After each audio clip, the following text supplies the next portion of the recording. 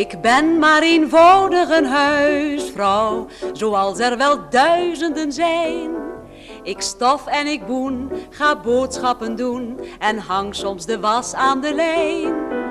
Ik ben maar een vrouw zoals velen en woon in een huis in de rij. Toch ben ik voldaan met mijn sober bestaan, dit leven dat stemt me toch blij. Een kamer, een keuken, wat leuk meubilair, een stoel voor mezelf bij de haard.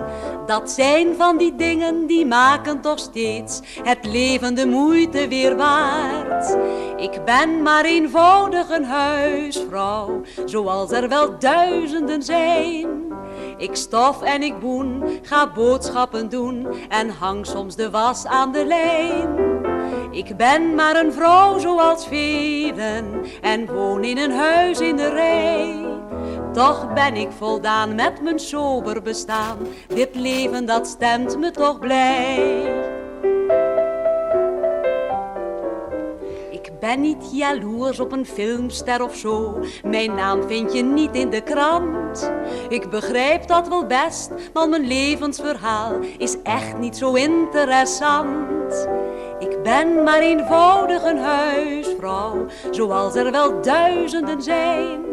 Ik stof en ik boen, ga boodschappen doen en hang soms de was aan de lijn. Ik ben maar een vrouw zoals velen en woon in een huis in de rij. Toch ben ik voldaan met mijn sober bestaan, dit leven dat stemt me toch blij.